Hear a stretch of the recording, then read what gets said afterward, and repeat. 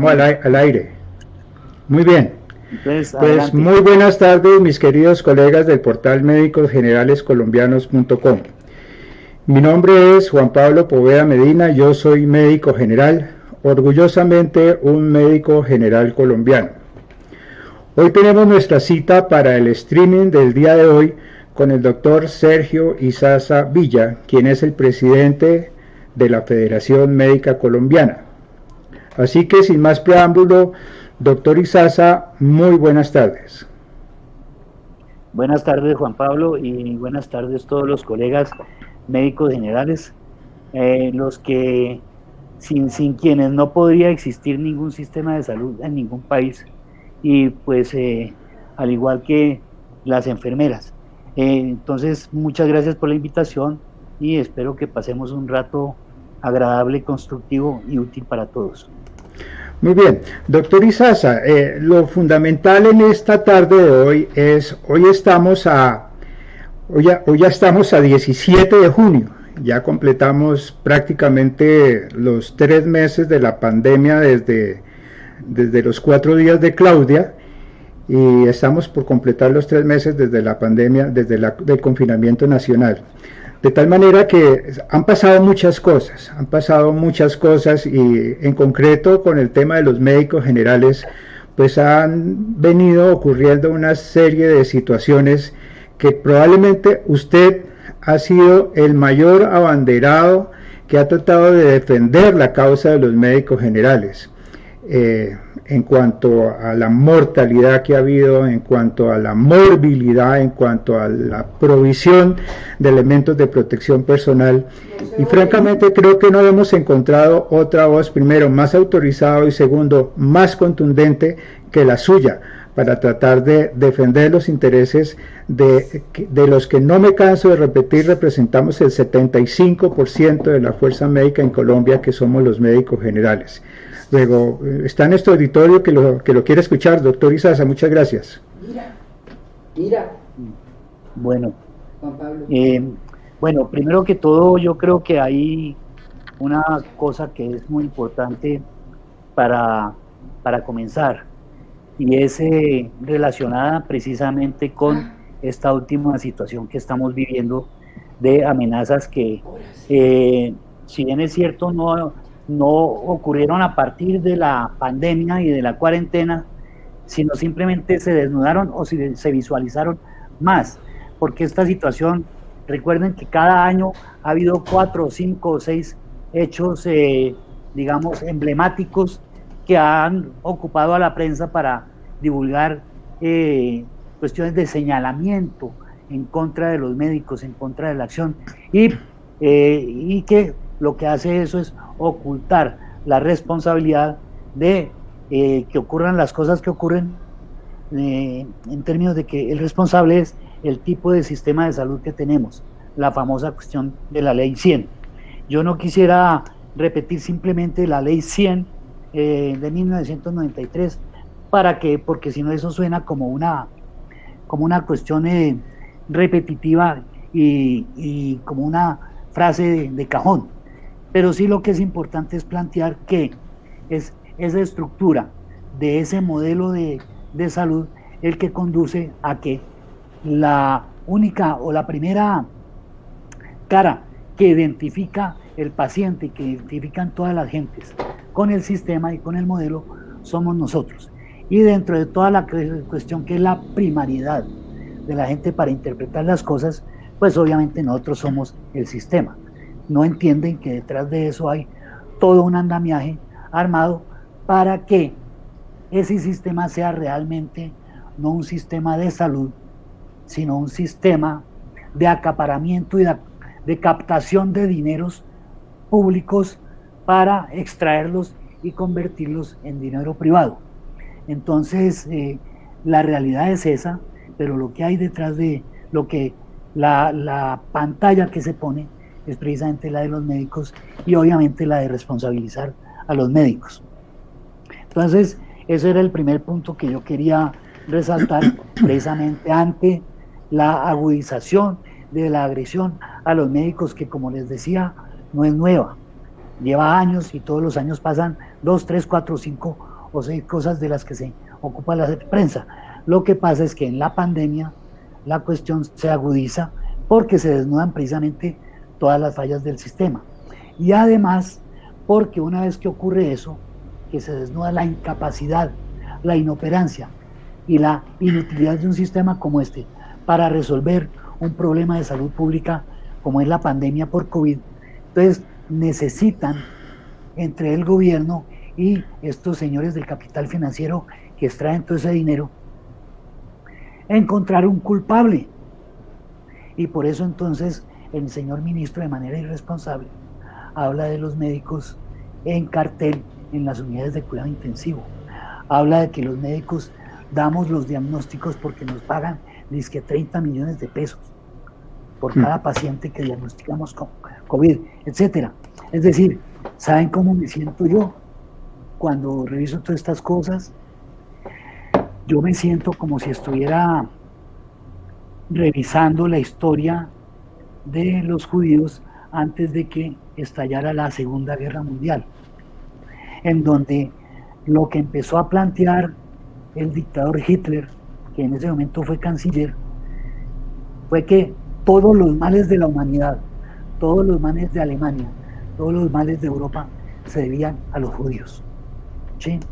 Y entonces lo que se hizo fue una campaña desde el año 33 hasta el año 39, cuando estalló la guerra, de mostrar como el demonio de las cosas a la población judía, para que fácilmente toda la población del resto no judía, el resto de la sociedad, cuando se los criminalizara, se los persiguiera y se los acabara, entonces simplemente asintieran, como diciendo, es que esos son los culpables de nuestros males, por causa de ellos estamos en guerra. Lo mismo están haciendo con esa propaganda perversa y con esas amenazas de terror contra nosotros los médicos. Nos están mostrando como nos pasaron de héroes que nos aplaudían a las 8 de la noche a ser ahora las peores alimañas causantes de los males y de los muertos por COVID-19. Y si a eso le sumamos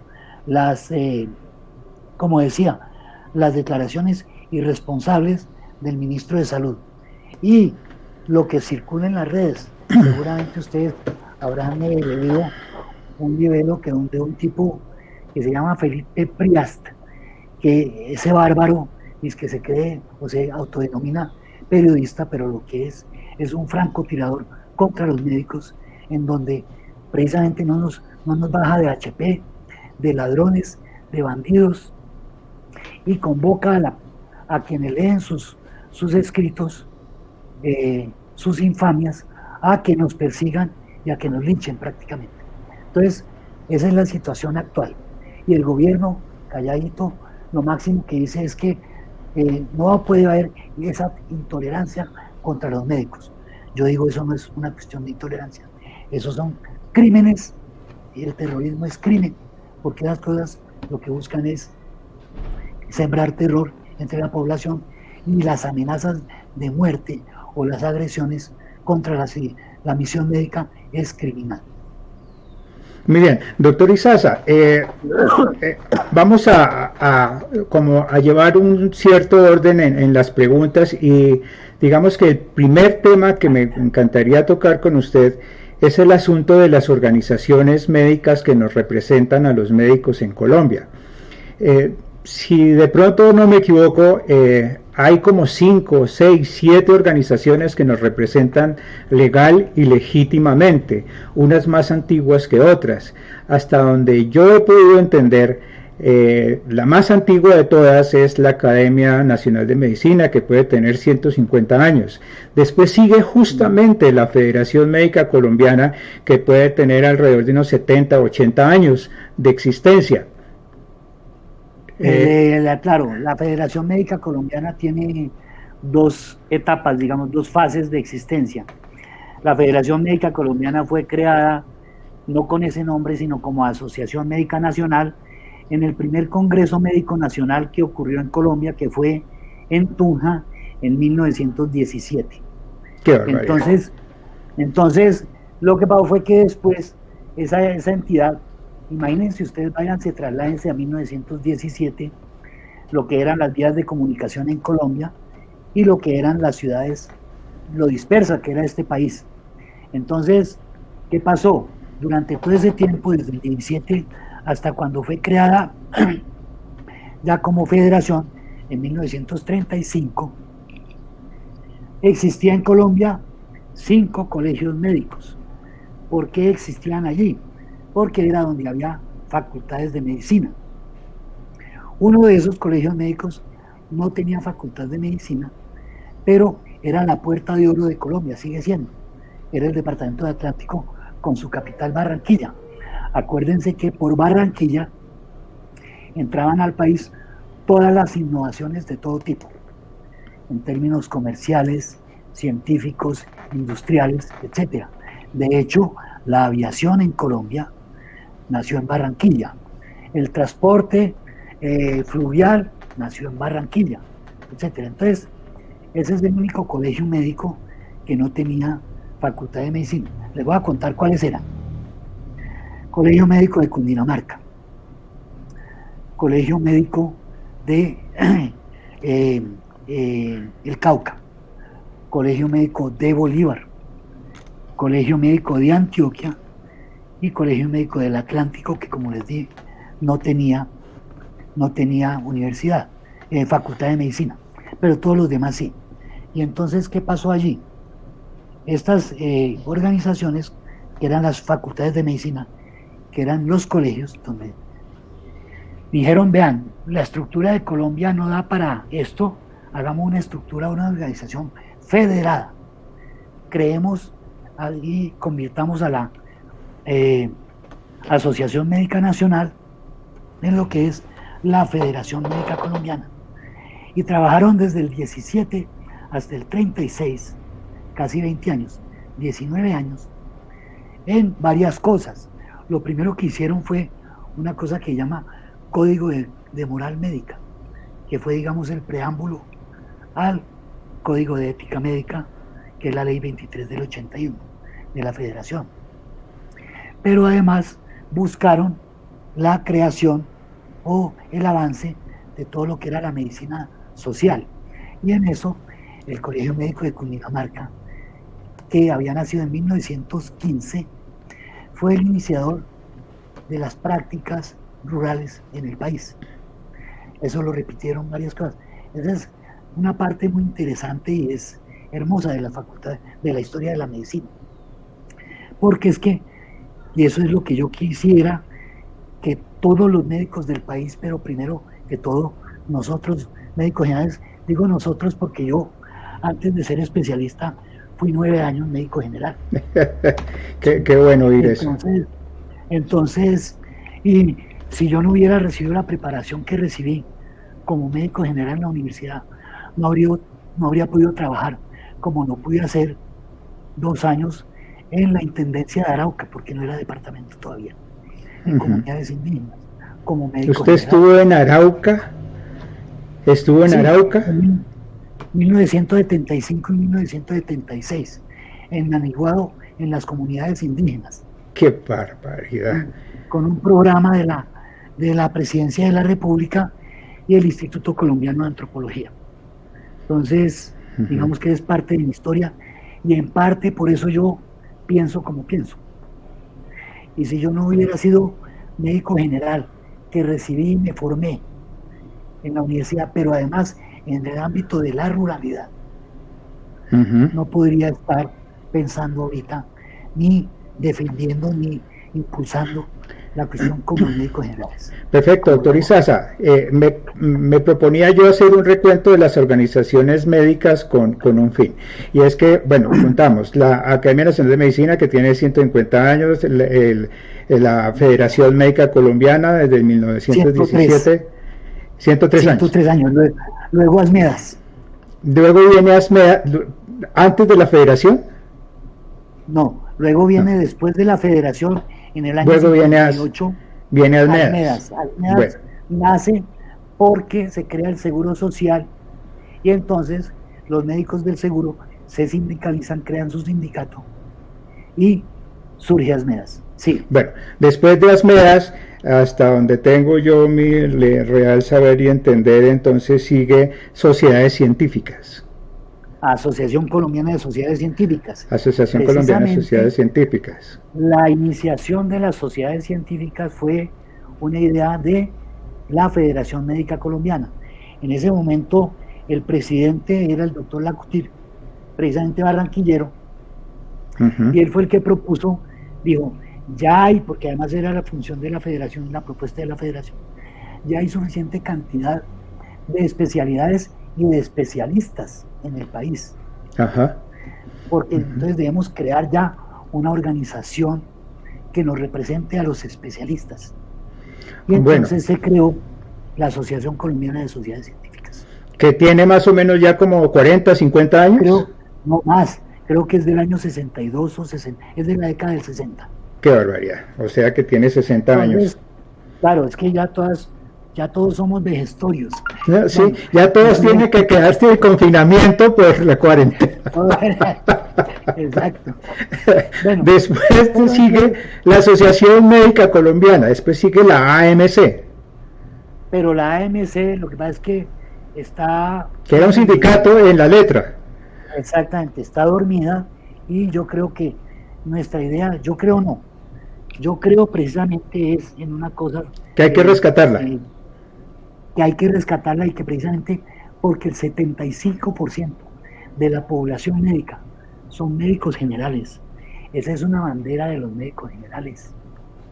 Perfecto. Es que, pero ya, déjame que se me está adelantando, que para allá vamos.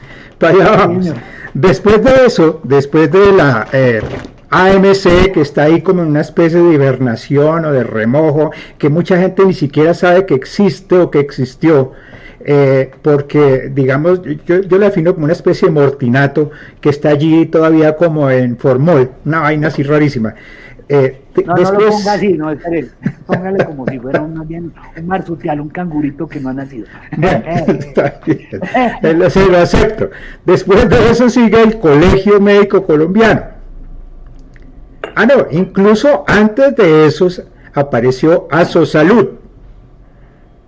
Sí, no. Apareció. Es simultáneo, es después, es primero el Colegio Médico Colombiano. Les cuento una historia corta de sociedades científicas, de Colegio Médico Colombiano. En una asamblea de sociedades científicas en el año 2004 tal vez, o 2005, deciden hacer, al terminar la asamblea, las mismas sociedades científicas que estaban organizadas, crearon el Colegio Médico Colombiano. Y el objetivo era el siguiente: crear el Colegio Médico Colombiano para representar a los médicos y tomar la función gubernamental o estatal delegada de la tarjeta profesional. Sí, muy bien. Eso lo había hecho la federación antes y no lo podía seguir haciendo ahora. Sigamos. Muy bien. Después de eso, entonces hubo una que se llamó Asoreforma y después de eso apareció Asosalud. Entonces, vea, Asosalud y Asoreforma son lo siguiente.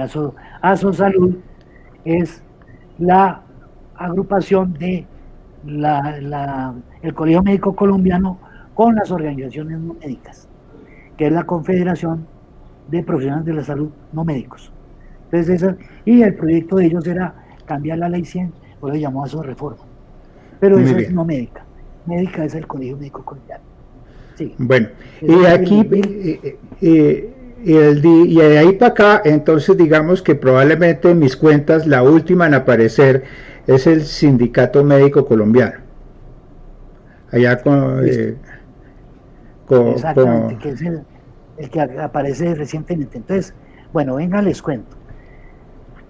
La Junta Médica Nacional está formada por esas organizaciones que ya vimos: Academia Nacional de Medicina, ASMEDA, Federación Médica Colombiana, ASMEDAS y Colegio Médico Colombiano. ¿Sí?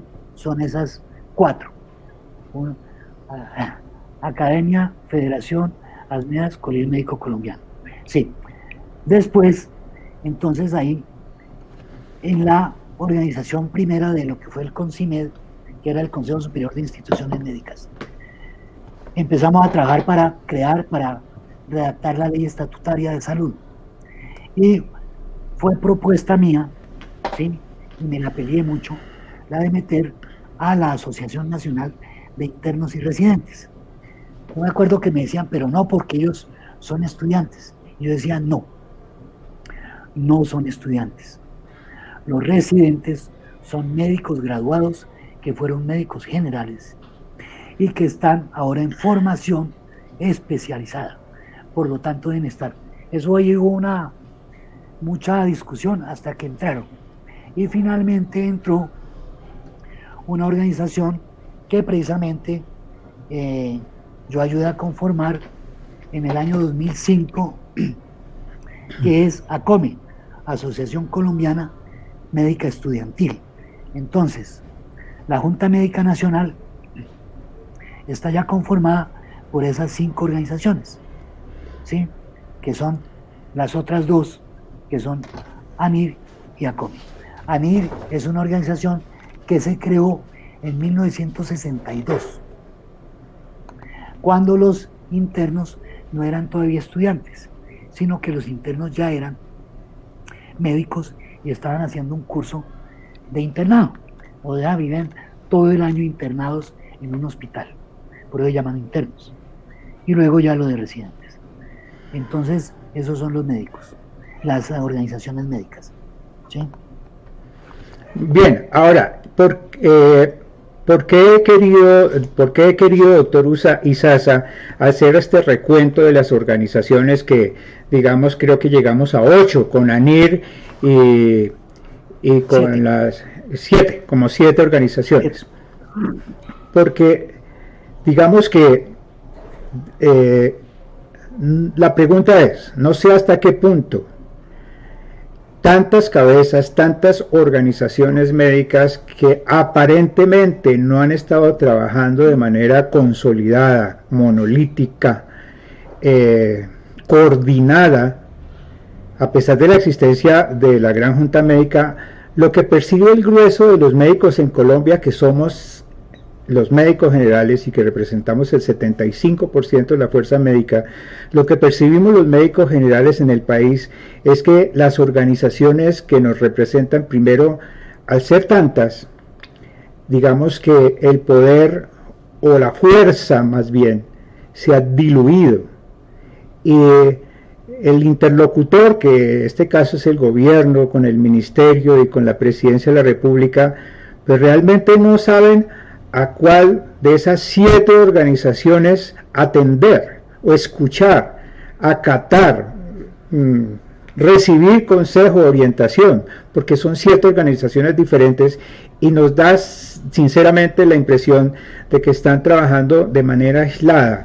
La federación hace esfuerzos por un lado y hace citas, trata de por lo menos de hacer citas con el ministro, con la presidencia por su parte, y de manera apartada la Academia Nacional de Medicina pareciera que hace sus intentos también, pero de manera solitaria.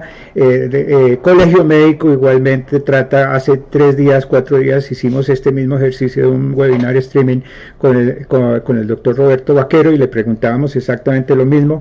Y lo mismo, las que usted mencionó de último, la Asociación Médica Estudiantil y la ANIR, a través de también una organización nueva que apareció, se nos me olvidaba mencionar esta última organización, Médicos Unidos de Colombia, que también hace sus esfuerzos de manera aislada o no coordinada con el resto de organizaciones médicas.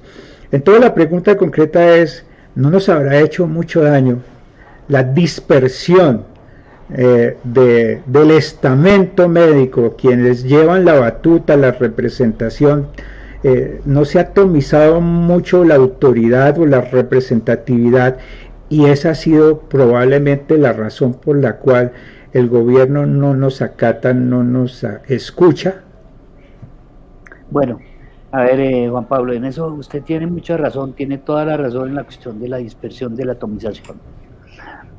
Pero por lo menos nosotros hemos trabajado con un criterio clave, esencial, más que esencial, fundamental, que es el de la unidad médica.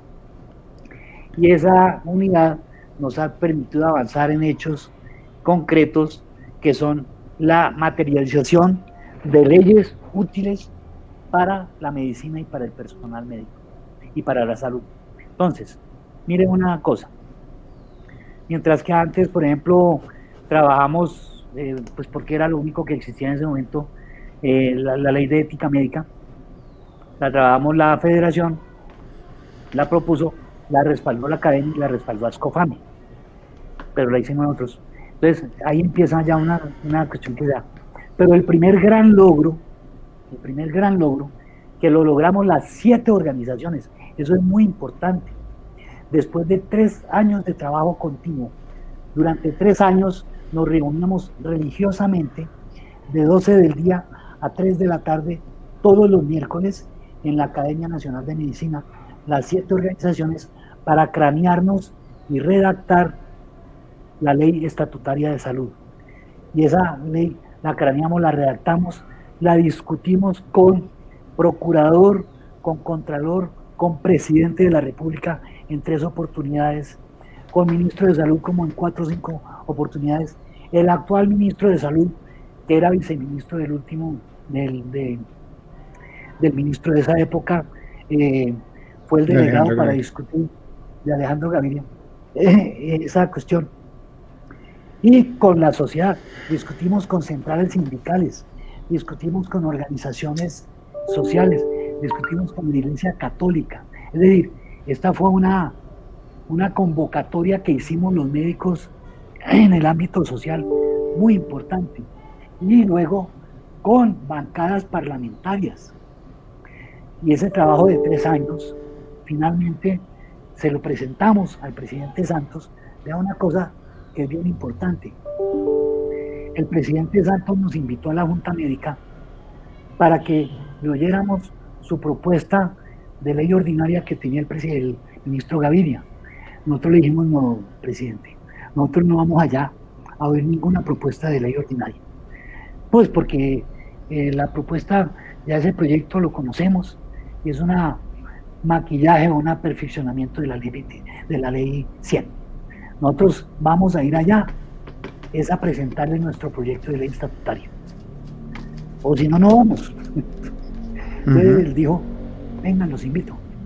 Y estando allá él con todos sus ministros, y teniendo el ministro Gaviria su proyecto de ley listo, le dijo Santos: un momentico, yo quiero oír la propuesta de los médicos. Pero entiendo que esa propuesta de los 14 puntos de la ley estatutaria, que era un manual de buenas intenciones, bueno, no era un manual de buenas intenciones, era lo que llamaron en su momento los inamovibles. Los inamovibles. Los inamovibles eran 14 puntos. Eso lo redactaron en una semana. No, lo redactamos, varias veces, lo redactamos en la redacción final en una semana. Pero llegar a esos 14 puntos fueron 3 años de discusión, porque primero sacamos un decálogo, pero después vimos que quedaban unas cosas por fuera. Entonces, esos fueron los 14 puntos inamovibles que el presidente dijo: no, ministro, yo voy a oír a los doctores, a los médicos. Y entonces, cuando acabó de presentar el doctor Fernando Sánchez los 14 puntos, los leyó a manera de artículo, yo dijo: acabamos aquí la reunión y necesito doctores y doctor Gaviria que me acompañen al Senado y vamos a radicar ya este proyecto de ley. Así fue, así de anecdótica la vaina. Salimos de ahí. Maravilla. Los 7 miembros y el ministro Gaviria y el presidente Santos, y radicamos esto. Es más, el ministro Gaviria no quiso firmar, como sí firmó el presidente, la radicación de ese proyecto de ley, sino que él, aparte, en la mesa de al lado, radicó su proyecto de ley ordinaria, que se hundió rápidamente. No le puedo creer. ¿Sí? Sí, así fue. Entonces, y después, entonces el ministro Santos, el presidente Santos, dijo: aquí hay unas cosas que hay que discutir más. Les envió al viceministro para que, y dio esa instrucción al ministro. El ministro no se mamó, perdón la palabra, no se aguantó más reuniones con nosotros y mandó al doctor Ruiz Gómez que fue con el que acabamos, y salieron 25 artículos de los 14. De la estatutaria, sí. Que fue exactamente, fue un debate grande, largo. Y entonces ese fue el primer punto. Pero además hemos seguido actuando. Entonces, la ley estatutaria está ahí, la hemos peleado. Pero además, ya como organizaciones, como Junta Médica, hemos seguido trabajando un proyecto de ley ordinaria que desarrolle y reglamente la ley estatutaria. ¿Por qué nos tocó hacer esto? Porque eso le correspondería al mismo gobierno y al ministerio. Pero el ministerio no ha querido reglamentar, ni ningún gobierno. Ni el anterior ni a este. No, ninguno. No han querido reglamentar ni desarrollar, perdón, la ley estatutaria. Y lo que han hecho es profundizar la ley 100 con decretos, pero invocando a la estatutaria. Sí. Entonces, ¿qué pasó? Por eso estamos otra vez unidos trabajando la ley ordinaria. De manera que, digamos, que en lo que es construcción del Estado colombiano, a través de leyes, hemos trabajado. Y yo quiero que todos terminemos este webinar sabiendo que la ley 100 en este momento, a la luz de la ley estatutaria, es una ley ilegal, pero que el gobierno, por ignorar la ley estatutaria como bloque de la Constitución, como bloque constitucional, porque es una prolongación de la Constitución, precisamente está favoreciendo la cuestión del negocio. De manera que una de las consignas, o de lo que todos los médicos debemos tener en la cabeza, es que la juridicidad existente, porque no ha sido derogada en nada, es la ley 1751 de 2015, o ley estatutaria de salud. Y los invito a que la revisen. Es corta y es fácil, y tiene 3 elementos fundamentales, claves, que son: en su artículo primero, la salud es derecho fundamental; en su artículo 15, la autonomía médica es inviolable. Ojo, colegas médicos generales, en la cuestión del sistema de salud y la capacidad resolutiva de los médicos generales. Y 3, las condiciones de los médicos y de todo el personal de salud deben ser dignas y deben dar estabilidad, y deben ser dignas las condiciones de trabajo.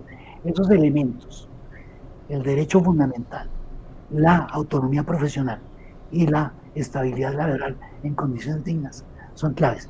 Y para cerrar la cosa, sistema único de información para todo el país y al día del sistema de salud.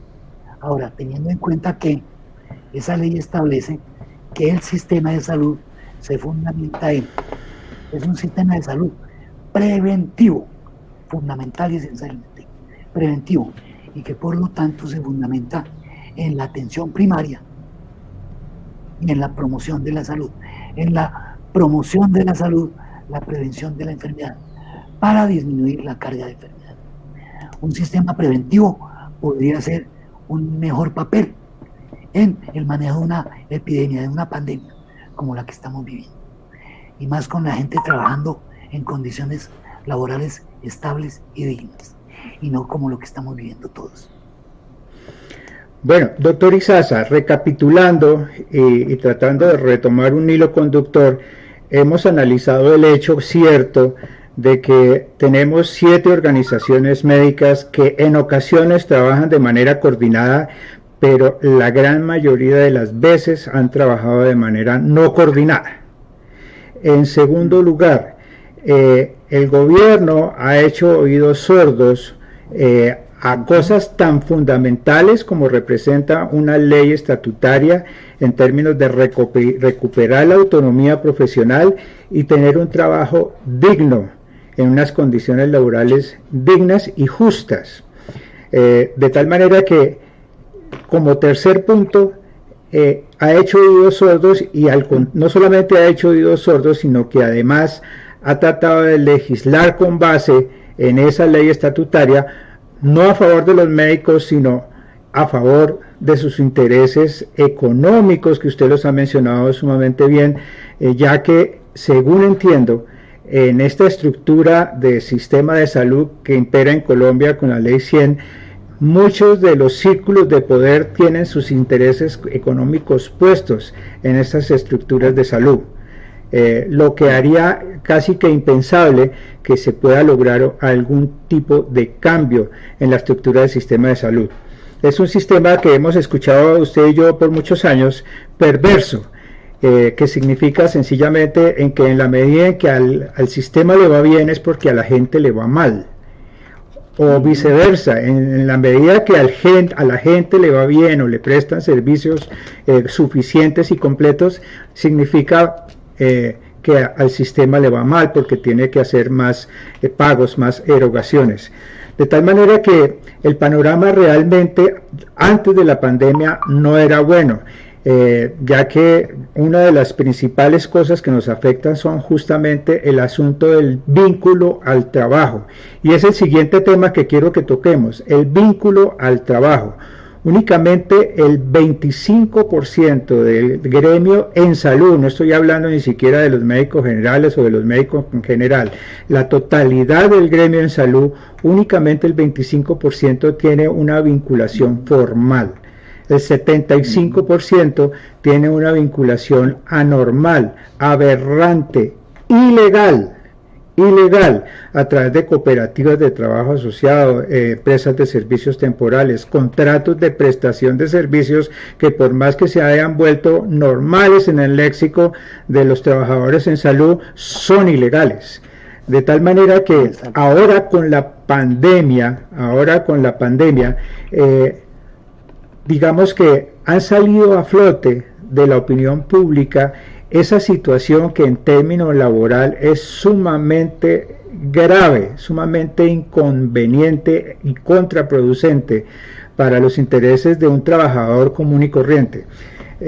Está visto que ese 75% que está vinculado de manera informal, pues hace más de 15, 20 años no toma unas vacaciones, no tiene derecho a prestaciones, no tiene derecho a cesantías, no tiene derecho a reconocimiento de compensatorios, horas extras, dominicales, sino que el día que no trabajó no ganó y se le tocó incapacitarse, le toca irse a su casa a pasar esos días de incapacidad solito y probablemente sin que nadie le reconozca nada por la incapacidad. Y ahora, en la época del coronavirus, se han visto casos de médicos que han enfermado y que han tenido que ir a pasar su enfermedad o su cuarentena, porque hay otros que no han enfermado pero sí han estado en contacto con enfermos COVID y por lo tanto les han exigido con toda la razón que se vayan a pasar una cuarentena de 14 días en sus casas, y si son contratos de prestación de servicios, pues son 14 días en que frito, el pisco no gana absolutamente un peso y nadie se preocupa por él de saber si está bien o mal, o venga le hacemos una prueba, o venga le preguntamos cómo se siente, y mucho menos venga le pagamos los días que no laboró, venga si lo reconocemos de manera de incapacidad, porque es un contrato de prestación de servicios. De tal manera que pareciera, en algún momento pareció que hubo la intención de parte del gobierno de sanear esa condición, por lo menos durante el periodo en que durara el coronavirus, de sanear esa situación y de vincular a todos estos contratos anormales e ilegales a través de unos contratos temporales, de unos contratos, contratos temporales, de tal manera que eso también como que se durmió, y aparentemente el ministro un día dice una cosa, el otro día dice otra, y le escuché yo, o se retracta, un día dice una cosa, un paso para adelante, al otro día 2 pasos para atrás, y así ha pasado con las unidades de cuidado intensivo, con los respiradores que van a llegar y no llegan, con los elementos de protección personal que les vamos a mandar miles, y uno va y pregunta y a nadie le ha llegado nada. Entonces, ¿para dónde vamos? ¿Para dónde vamos en términos laborales? Estamos hablando del tema de lo laboral. Bueno, Juan Pablo, miren una cosa, eso es muy importante lo que usted acaba de decir. Precisamente la primera propuesta en términos laborales que lanzó la federación y que lo publicó ampliamente y se lo dijo específicamente en carta dirigida al presidente de la República hace ya cerca de 3 meses, hace 2 meses largos, al presidente de la República, al ministro de Salud y al ministro del Trabajo. Le enviamos una carta haciendo una propuesta que era en la siguiente forma. Sí, ya hace casi 3 meses, porque hace 3 meses ya empezamos esta cosa, como vos dijiste al comienzo. Haga una contratación de laboral, de vínculo laboral, de un trabajo, no de prestación de servicios, un contrato de trabajo, con todas las prestaciones completas, incluida la ARL, etcétera, ¿sí? Así sea por el tiempo de duración de la pandemia, por los próximos 2 años, le dijimos, del personal de salud, de todo el personal de salud, vinculado a la atención de la pandemia, del sistema, ¿sí? Y le dijimos, al mismo tiempo le dijimos, y haga una misma cosa, haga el control total de las camas COVID y de las unidades de cuidado intensivo COVID. Hay que pasar eso, hay que quitárselo eso al manejo privado totalmente y hay que darle ese control para que sea el Estado el que regule la administración y la ocupación de las camas COVID y de las UCIs COVID según la necesidad que vaya mandando la epidemia. Entonces, esas dos cosas se las planteamos, ¿sí? No, eso ni siquiera hubo respuesta. Cuando le dijimos al ministro, necesitamos que nos aporten, teniendo en cuenta precisamente las condiciones laborales de un trabajo digno y de condiciones dignas y de descanso. Necesitamos que en los hoteles, y si hay conventos que hagan la cosa, pero los hoteles que se ofrezcan como se ofrecieron, para que pernocte allí personal médico, no solamente para habitaciones COVID, sino que nos den habitaciones para el personal sanitario, de médicos y enfermeras, y donde descansar y dormir el turno, poderse bañar, etcétera, y que los transporten desde el hospital hasta allá. Yo, no, eso sale muy caro y eso sería inequitativo entre el sistema.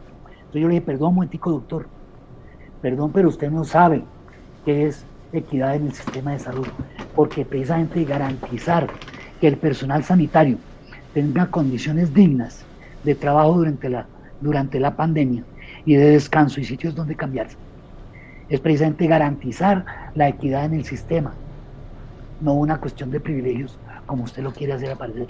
Ese es el tipo de ministro que tenemos, que se dice que ser salubrista y no sabe qué es la equidad en un sistema. Entonces, ese tipo de cosas, vos lo has dicho, nosotros le hemos planteado, no una, como 3 o 4 veces, ya no lo volvimos a plantear, y entre otras por eso nos levantamos de la mesa de conversaciones con el ministro, porque el tipo dice una cosa y no la hace o hace otra.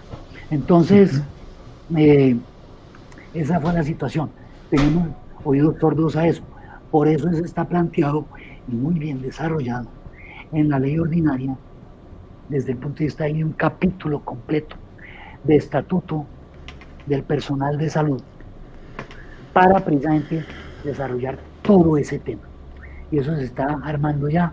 Nosotros esperamos tener pronto lista esa ley, pero no queremos afanarnos por presentarla, sino queremos que esté perfectamente bien acabada, revisada por las organizaciones médicas y sociales, para buscar lograr lo que logramos con la estatutaria, una buena simpatía a nivel social, a nivel de parlamentarios, a nivel de gobiernos locales, gobiernos territoriales. Hemos encontrado eco en algunos gobiernos territoriales. ¿Por qué? Porque eso favorece, desde el punto de vista de redes, también a los gobiernos territoriales. Es decir, ahí hay una cantidad de cosas que son interesantes, pero lo importante es que ante esas solicitudes claras, concretas, de que las ARL respondan por la CPP, ¿sí? Y por todo lo que es la protección de las personas que se enferman y que les paguen el tiempo de brazos caídos mientras están enfermos. No ha habido oídos a eso. Cada uno se tira la pelota para otro lado. Entonces, nosotros como médicos tenemos que empezar a pensar en dos cosas, básicamente. Uno, hay que pensar en un modelo de salud completamente distinto y hay que presionar conscientemente para que esa cuestión sea así y respaldar este proyecto de ley. Pero dos, hay que pensar precisamente en garantizar la dignidad de esta profesión en todos los términos, en términos de estabilidad laboral, de justicia laboral, ¿sí? Y de el tipo de contratación. Y nosotros no aceptamos ningún tipo de contratación que no sea, y proponemos por eso, que no sea el contrato laboral estable, así sea por tiempo mínimo de 1 año, pero laboral estable con todas las prestaciones.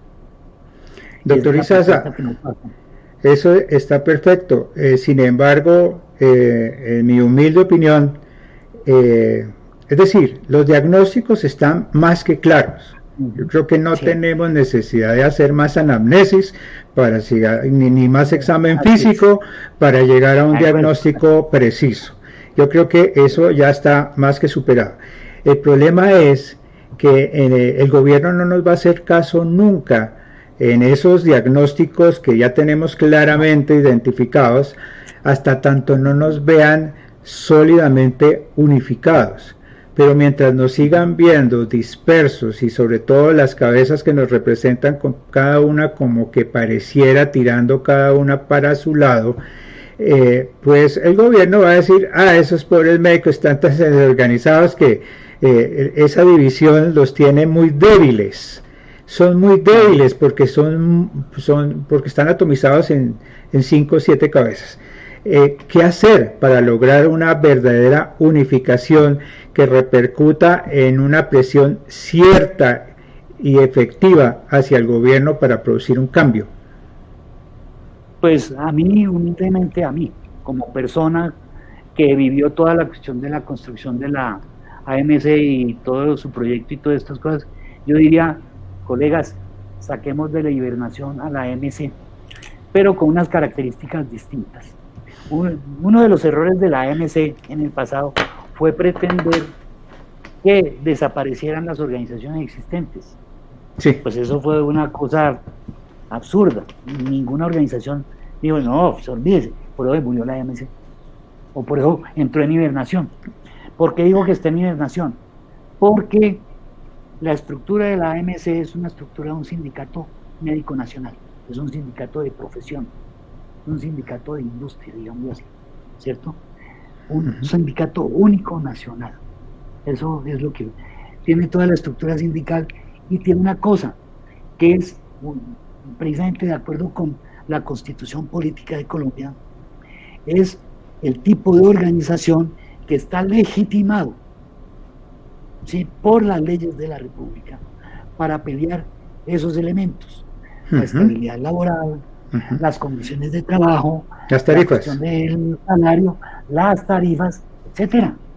Nadie más puede negociar ese tipo de cosas. No, exactamente. Entonces, imagínense todos ustedes, colegas, el 75% de la población médica organizados en un sindicato, ya está, tiene personalidad jurídica, tiene todo eso.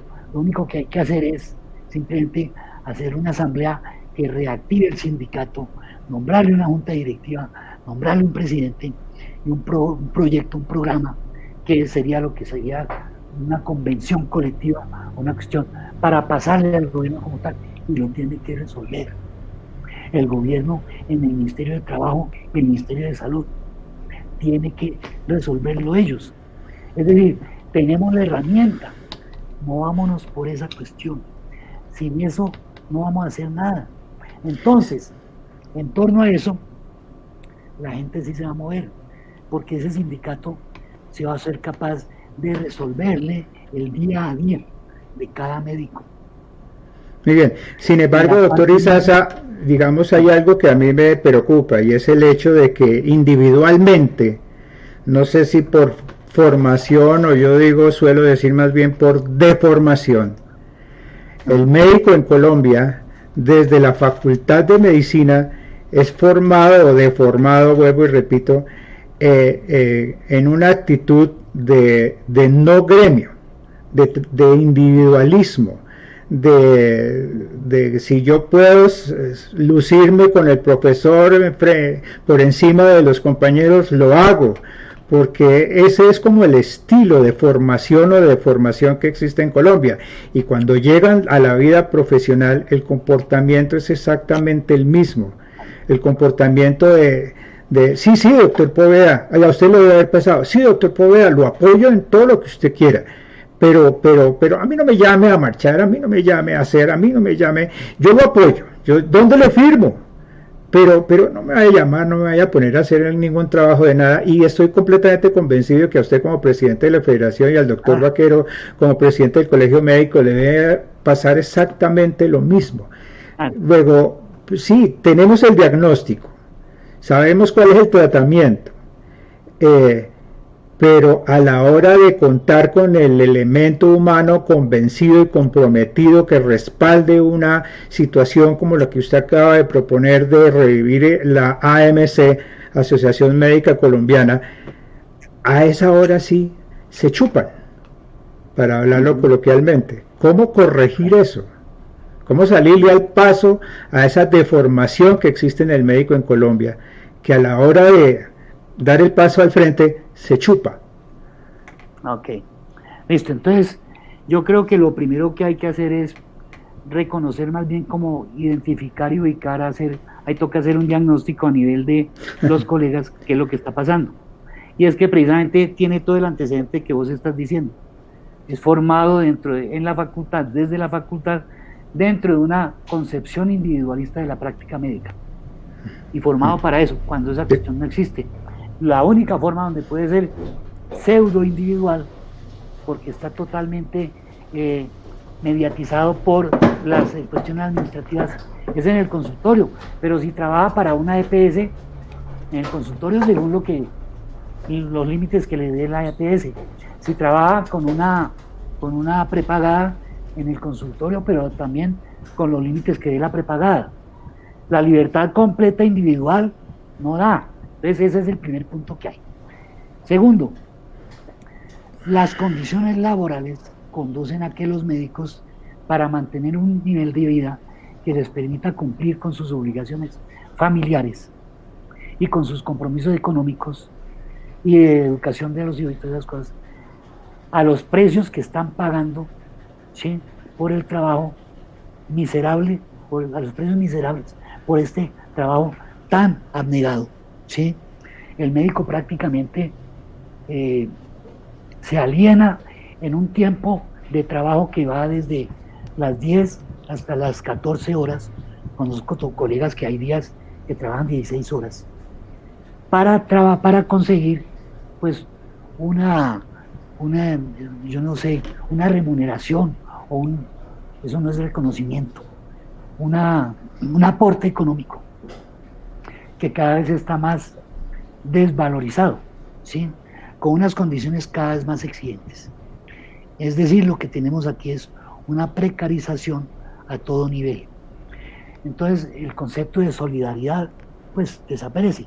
Hay una cuestión, yo quiero decir que los médicos que alcanzaron a conocer o alcanzamos a conocer y a trabajar antes de la ley 100 y trabajamos en la ley 100, hay unos que yo me niego a aceptar todo eso, y entonces no me he dejado de formar. Esos se han deformado y los otros no se han deformado, nacieron en la ley 100 y nacieron formados con el molde de la ley 100. A ellos hay que enseñarles que por fuera de la ley 100 sí hay relación y sí hay posibilidades de trabajo. Entonces lo que hace uno, lo primero que hacen los colegas, a usted le debe haber pasado, Juan Pablo, que cuando les plantea eso del contrato laboral con 8 horas de lunes a viernes o de lunes a medio sábado, ¿sí?, y un turno cada sexta noche o cada décima noche reconocido y todas estas horas extra, todo ese tipo de cosas, eso le puede dar un salario determinado. en donde el más malo, con el que no hace turnos, da aproximadamente entre 5,5 y 6 millones de pesos mensuales, el más bajo. Y puede llegar a algunos segundos turnos según la complejidad, porque para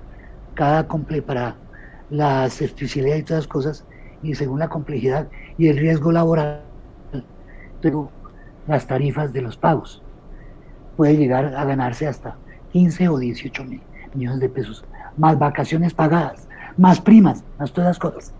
Mientras que los médicos que estamos trabajando por OPS o con las prepagadas, yo no conozco en mi vida, he conocido jamás unas vacaciones que me pague alguien.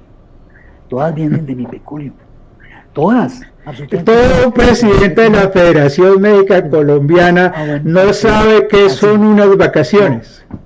No sé qué son vacaciones, no. Ni prestaciones sociales de ningún tipo. Todos los médicos que trabajamos por contratos con las prepagadas o por OPS, nosotros nos pagamos las ARLs, porque es que nosotros somos nuestros propios empleadores. Nosotros somos emprendedores, somos empresarios de nosotros mismos. Ese es el engaño.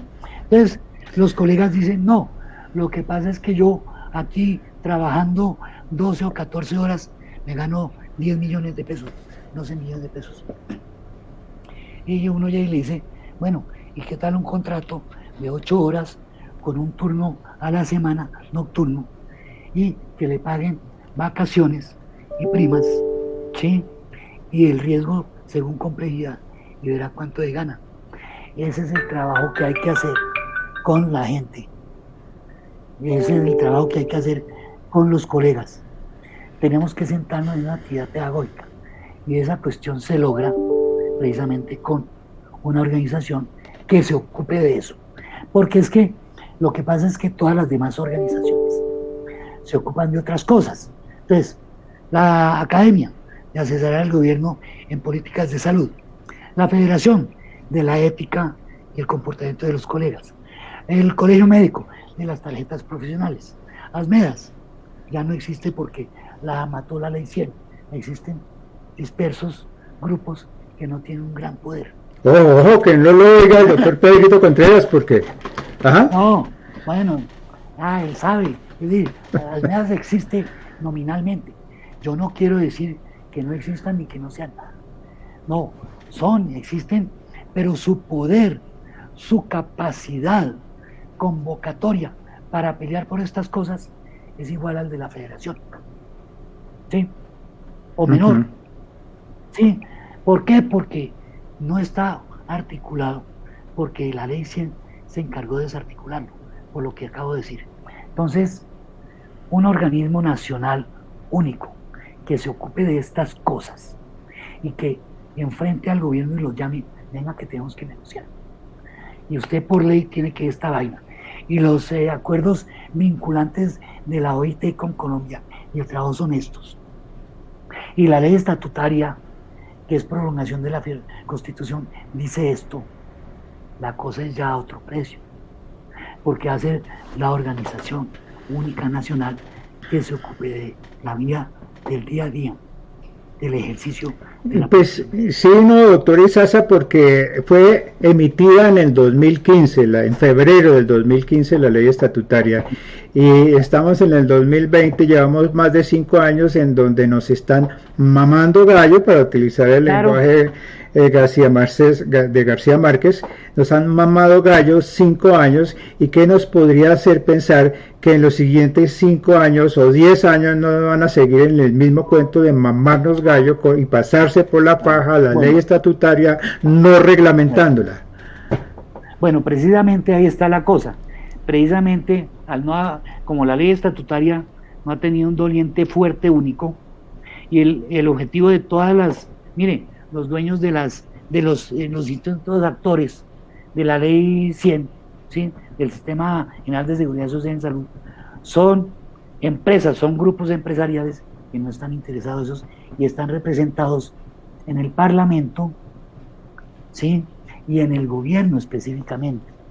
Ellos no están no están interesados en eso. Entonces cuando les habla de ley estatutaria, los tipos llegan y hacen un decreto bien regresivo, bien retrógrado, invocando la ley estatutaria. Eso es lo que han hecho. Han malversado, han vilipendiado la ley estatutaria en su nombre propio, en nombre de la ley estatutaria. Y mantienen eso engañado a gentes muy prestantes, inclusive, que yo veo que lo que hace, lo que pasa es que no conocen la ley estatutaria. En el momento en que los médicos, que somos los principales dolientes, y el resto del pueblo colombiano, porque es una ley para la salud de toda la población que habita el país, estemos en capacidad de pelear por esa ley, la cosa va a ser distinta. Doctor Izaza, usted... De la noche a la mañana cambie, pero sí hay el instrumento para pelear. Venga, doctor Izaza, usted acaba de describir, digamos, vamos a hacer un parangón, acaba de describir de alguna manera la situación del sistema de salud y puede ser muy parecida a la de un paciente con cáncer. Un paciente con cáncer en el cual el sistema de salud es el paciente, el cáncer es los intereses o la mercantilización que han hecho del sistema de salud unos intereses privados de unos pocos. Entonces, ese es el cáncer. De tal manera que usted y yo como médicos lo sabemos y lo hemos visto de cerca cómo cuando se maneja o se trata a un paciente con cáncer, se le dan cosas tan supremamente fuertes que incluso afectan las propias células sanas. Es decir, no nos vamos con tibieces, con medidas tibias, no nos vamos con medidas a medias, no, vamos con toda, porque o matamos el cáncer del paciente o sencillamente no lo tratamos y que siga con su cáncer. De tal manera que para este cáncer del sistema de salud, digamos que en un enfoque holístico, médico, tendríamos que actuar de una manera que corresponda a la gravedad del paciente. Es un paciente con cáncer. ¿Qué medidas son las que requiere que tomemos como médicos de este paciente llamado sistema de salud para tratar de curarlo de un cáncer? Obviamente no se trata de que, no, seguir esperando a ver si de pronto sí deciden hacerle caso a los consejos de que reglamenten la ley estatutaria.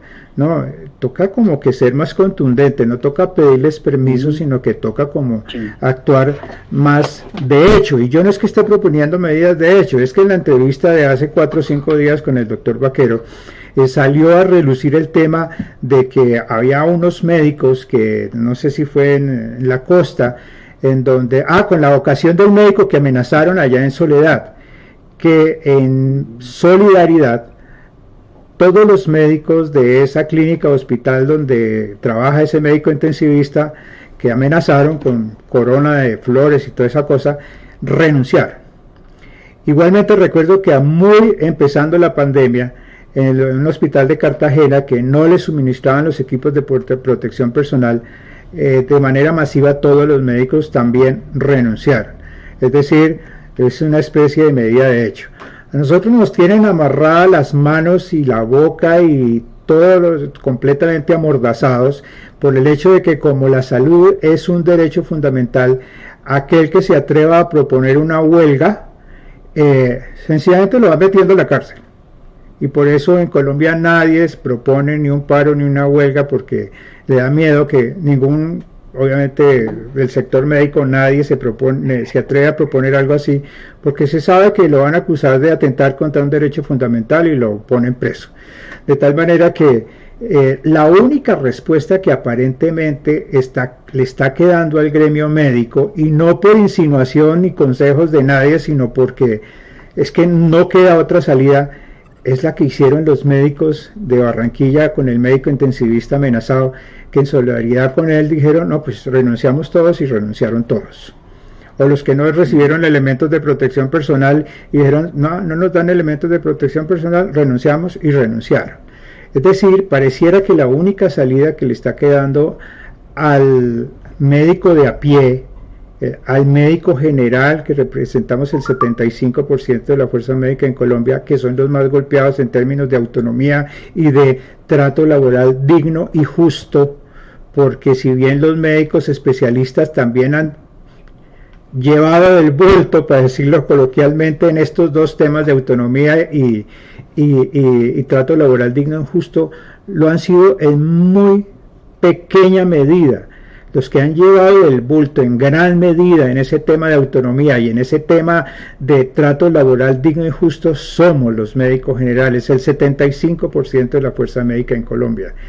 Entonces, la pregunta es finalmente, después de esta exposición, ¿qué se requiere hacer al estilo de un medicamento oncológico que pretenda erradicar el más agresivo de los cánceres, como es la corrupción en el sistema de salud? ¿Qué es lo que se requiere? ¿Qué medida deberíamos permitirnos pensar en tener que adoptar para corregir y no seguir esperando a ver si de pronto un día el ministro y el presidente amanecen de buen corazón y dicen, ay, hoy amanecí con ganas de reglamentar la ley? Eso no va a pasar, mi estimado doctor Izaza. Nunca, nunca. Bueno, mire, Juan Pablo, yo creo que hay una cosa que hay que plantear muy claramente. Ese tipo de medidas, de hecho, no tienen ninguna trascendencia. Les voy a explicar por qué. Porque el gobierno fácilmente, el gobierno sabe que al otro lado de la frontera hay 8.000 médicos venezolanos esperando acá la oportunidad. Esto lo digo con conocimiento de causa. ¿Por qué?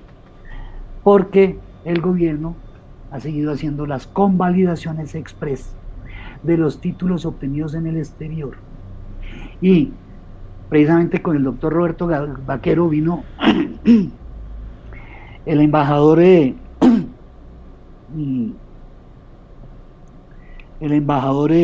o el pseudo embajador, el falso embajador de Venezuela, el del señor que se llama Guaidó, el payaso ese, el amigo de los rastrojos, que pasó la frontera con, ¿cómo es que se llama? Sí, Guaidó.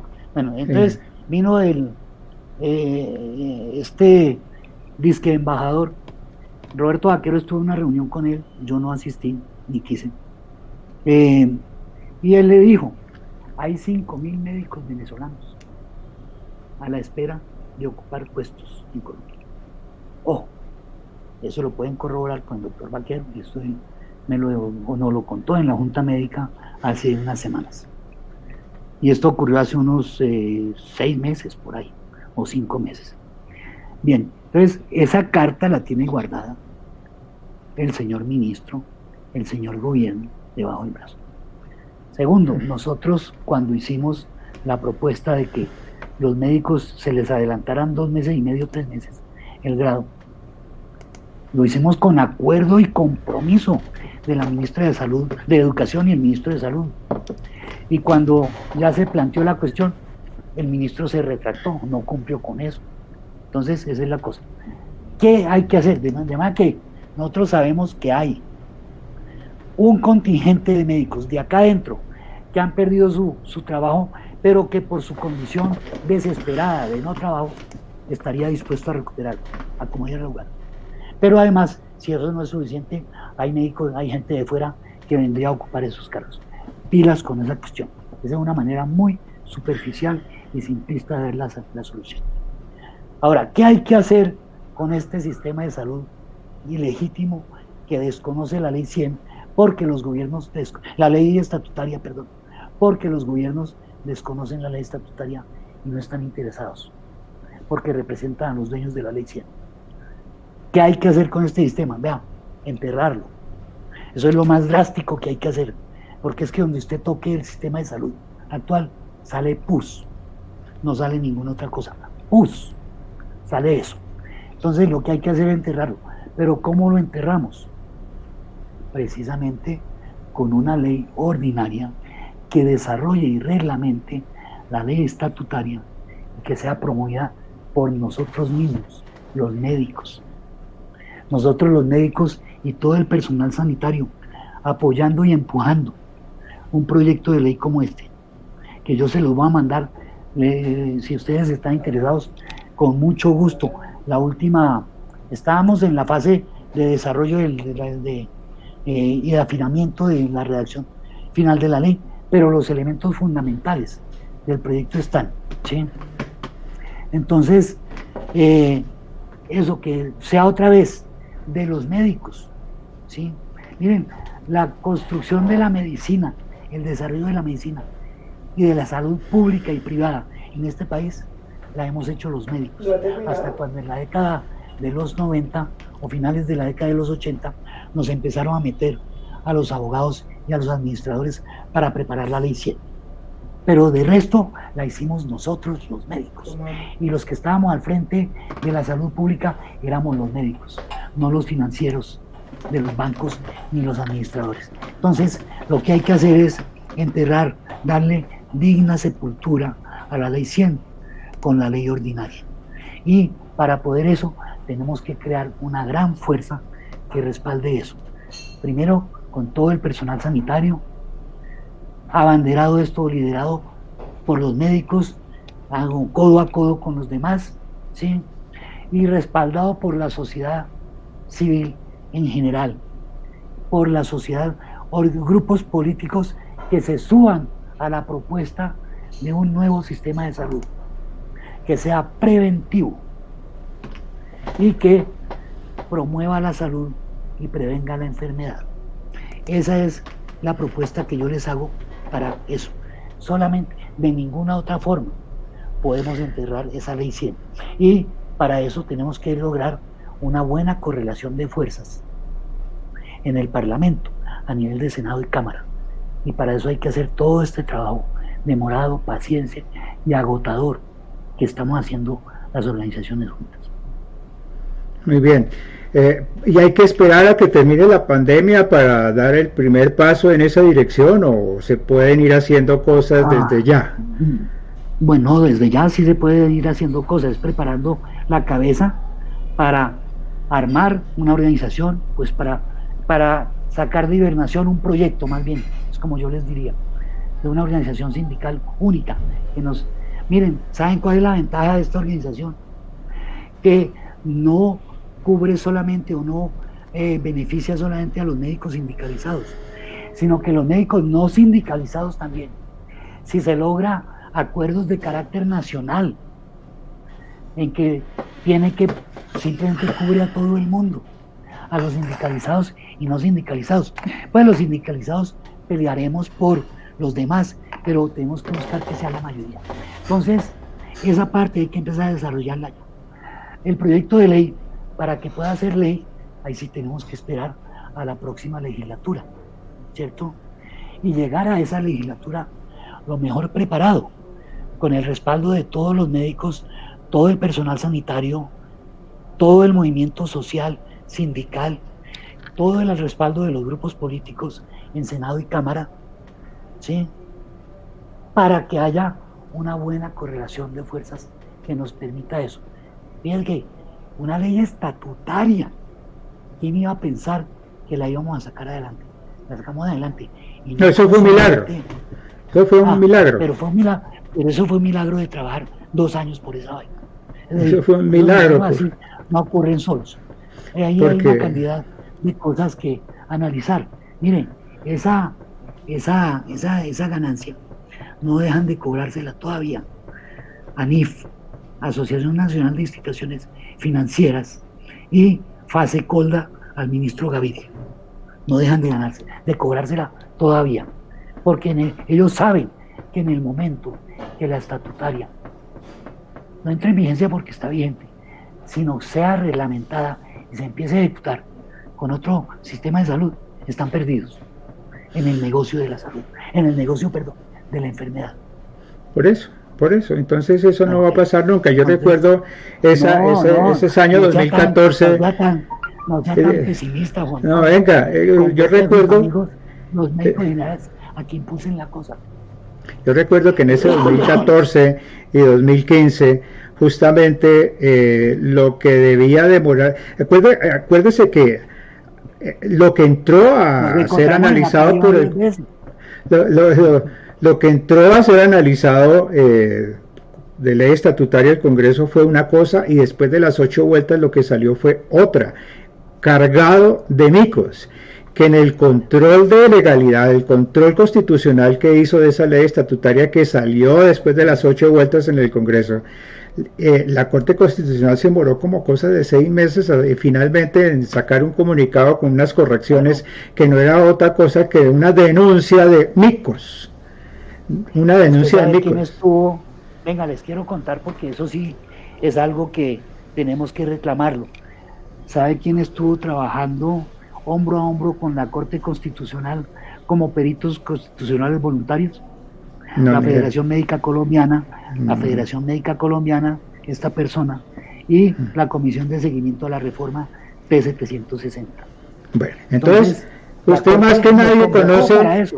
Usted más que nadie conoce esa cantidad de micos, de cosas que la Corte consideró que palabritas pequeñas que implicaban un mico gigantesco, y finalmente después de que hizo esas recomendaciones, porque no podía hacer más sino una serie de recomendaciones de quitar o poner o dejar unos párrafos o unas palabras, finalmente no, perdón, entonces...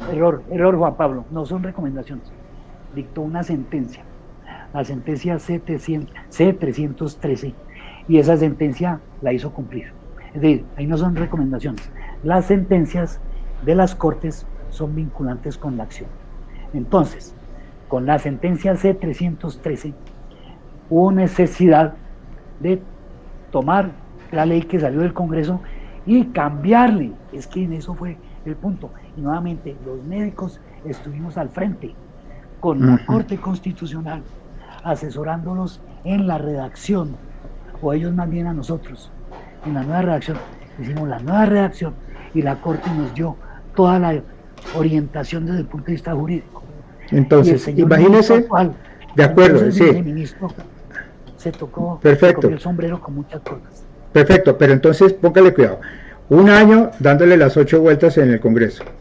Después, como cosa de 6 meses, el análisis que hizo de legalidad a la Corte Constitucional, el análisis de constitucionalidad. Y después de eso, en lo que usualmente no debe demorar más de 1 o 2 semanas, que es la firma presidencial, la sanción presidencial, se demoró 1 año. Usted sabe por qué, ¿no? ¿Y sabe quién firmó? Porque el presidente, después de que fue el personaje que la radicó con carácter de urgencia, se negó a firmarla, porque estas entidades que le dije le jalaron también las orejas junto con el ministro de Salud. Y entonces, ¿a quién le tocó firmarlo? Porque eso nosotros llevamos la queja ante el Consejo de Estado. Y entonces, antes de que se pronunciara el Consejo de Estado, porque eso sería un antecedente muy grave, que un presidente fuera conminado por el Consejo de Estado para que cumpliera con su obligación de firmar. Entonces, de acuerdo con la ley, tenía que firmarlo el presidente del Congreso. Si ustedes miran el original, bajan de internet, el original de la ley, ¿sí?, del diario oficial, está, no del diario oficial, lo que manda directamente el Ministerio de la Presidencia, está firmada por el presidente del Congreso con el nombre. Y aparte, abajo, aparece el churo de la firma de Santos, sin el nombre del presidente Santos. Miren esas cosas. Entonces, lo que quiero resaltar con esto es ¡qué barbaridad! Todo lo que usted está diciendo es cierto, pero que fue por la pelea del cuerpo médico representado en sus representantes, que dio esa pelea, fue que lo logramos. Entonces, aquí estoy diciendo, esto no va a ser fácil, va a ser muy duro, pero si la peleamos bien y bien organizados y con el instrumento que proponemos, estoy seguro que más temprano que tarde vamos a sacar adelante esa ley y vamos a poder cambiar el sistema. Pero lo que pasa es que hay que ser, y lo invito a que cambie desde ya, sea optimista en términos del compromiso, en serio, y de la convocatoria, que la gente diga, aunque sea, diga, sí, yo le pongo la firma, o sí, yo lo apoyo, y en un tuit o en lo que sea, y en la vaina, o en las conferencias, y si hay marcha, en la marcha, en lo que sea, pero que estén de acuerdo y no respalden en el proyecto de ley. Muy bien. Bueno, mi estimado doctor Sergio Izaza, usted ha sido sumamente generoso con el tiempo y con las explicaciones que nos ha dado el día de hoy acerca de cómo ha sido la evolución, la representación que hemos tenido los médicos de parte de las instituciones que nos representan, de cómo ha sido el desarrollo de la implementación de la famosa ley estatutaria que ha quedado mucha, pues, como casi que letra muerta, pero que tenemos que tratar de trabajar y rescatar a nuestro favor, y de cómo hace usted hoy una propuesta de revivir la Asociación Médica Colombiana, que en su letra, en su articulado, claramente se deduce que es un sindicato, que es la única estructura que tiene las herramientas suficientes para poder entrar a pelear cosas como son el régimen laboral, la contratación, las tarifas, una serie de circunstancias que ninguna otra organización de las 7, 8 o 9 que existen en Colombia puede hacer, porque no tiene la facultad. De tal manera que, agradeciéndole nuevamente, muchísimas gracias, doctor Izaza, no sé si tenga algo último que decirle, un minuto para saludar y despedirse de los médicos generales en Colombia. Sí, Juan Pablo, yo no quería despedirme, no quería que cerráramos esto sin, primero, agradecerle la invitación, segundo, agradecerle a todos los colegas que estuvieron presentes a lo largo de esta charla, de este diálogo, de este conversatorio que mantuvimos con Juan Pablo, tan generosamente planteado, propuesto. Y yo sí quiero invitarlos a que, miren, nadie nos va a salvar a nosotros, sino nosotros mismos. Y entonces el momento de actuar, o de empezar a actuar, es ya. Ilustrándonos sobre qué podemos alcanzar con una estructura organizativa como la que planteo. Era eso, y hagamos valer una ley que es vigente y que el gobierno la ha violado, que es la Ley Estatutaria de Salud. Comprometamos todos con leerla. Es cortica, son 25 artículos nada más, pero es profundamente trascendental. Muy bien. Bueno, muchísimas gracias. Nos despedimos entonces aquí. Vamos a cortar nuestra transmisión. Nos veremos en una próxima transmisión, mis queridos médicos generales en el país. Hasta luego.